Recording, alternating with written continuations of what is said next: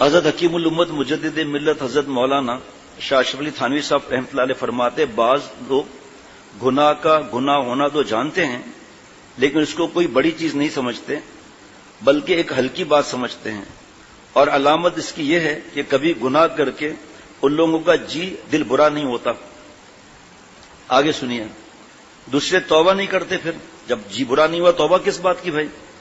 دیکھیے، اگر اس شخص کو جو کہ شراب نہ پیتا ہو دھوکے میں کوئی شراب پلا دے تو دل پر کتنا صدمہ ہوگا، لیکن جن گناہوں کی عادت ہو گئی ہے اور عادت کی وجہ سے اس کو خفیف ہلکا سمجھ لیا ہے، جیسے غیبت کہ اس کے کرنے سے ذرا بھی دل برا نہیں ہوتا، جو شراب دھوکے سے پلا دے تو دل پر کتنا صدمہ ہوگا، لیکن جن گناہوں کی عادت ہو گئی ہے اور عادت کی وجہ سے ان کو خفیف سمجھ لیا ہے، جیسے غیبت کہ اس کے کرنے سے ذرا بھی دل برا نہیں ہوتا۔ اور گناہ کے خفیف ہونے کا ایک سبب تو یہ ہے کہ ہم کو معلوم نہیں کہ اس گناہ کے کرنے سے ہم کو کیا سزا ملے گی، کتنا عذاب ہوگا۔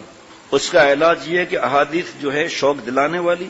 اور عذاب سے ڈرانے والی حدیثیں کو ایک جگہ جمع کر کے ان کا ترجمہ کر دیا جائے اور ایسے لوگ ان کا مطالعے میں رکھیں، لیکن ابواب فقہ کے دیکھنے کی اجازت عوام کو نہ دی جائے، کیونکہ احکام مختلف یہ ہیں، اگر عوام ان کو دیکھیں گے تو ان کو ضرر زیادہ ہوگا، اس سے معلوم ہوگا کہ فلاں گناہ میں یہ عذاب ہوگا، اس لیے اس گناہ سے بچنا چاہیے۔ دوسرا سبب گناہ کے خفیف سمجھنے کا یہ ہے کہ گناہ کرتے کرتے، دیکھیے اتنے پیارے اللہ کے،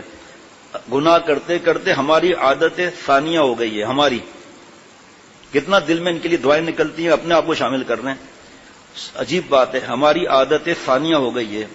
اس سے ذرا بھی طبیعت میلی نہیں ہوتی بلکہ اس کی طرف التفات بھی نہیں کیا جاتا کہ ہم نے فلاں گناہ کیا ہے۔ چنانچہ بعض اوقات اگر کوئی مصیبت نازل ہوتی ہے تو تعجب سے پوچھا جاتا ہے کہ خدا جانے ہم نے کیا گناہ کیا تھا جس کی پاداش میں ہم پر یہ مصیبت نازل کی گئی۔ میں اس تعجب پر تعجب کرتا ہوں،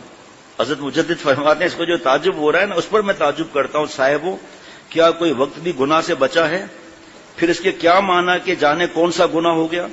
بلکہ انصاف اور عقل کی روح سے تو یوں چاہیے کہ اگر ہم پر خدا تعالیٰ کا انعام ہو تو تعجب کریں کہ ہم جیسے گناہ گاروں سے کیا بھلائی بن پڑی جس پر یہ انعام ہوا۔ عادت ایسی بری چیز ہے کہ اس کے بدولت معصیت ہونا بھی ذہن سے نکل جاتا ہے۔ اس کا علاج یہ ہے کہ گناہ کی عادت چھوڑ دی جائے اور اپنے اوپر جبر کر کے گناہ کو ترک کیا جائے۔ مثلا غیبت کا گناہ ہے، اس میں عوام تو عوام، خواص بھی مطلع ہے۔ خواص کا مطلب یہ نہیں سمجھنا اللہ والے ہمارے جیسے کو سمجھو جو اس کو اپنے لیبل لگایا ہوا ہے پھوکٹ میں، نیک بننا فرض، نیک سمجھنا حرام، یہ خواص کا مطلب دوسرے نہیں لے لینا مہربانی کر کے، حضرت مجدد نے لکھا، یہاں نہیں لکھا ہوا جناب۔ اس کے چھوڑنے کا طریقہ یہ ہے کہ ہمت کر کے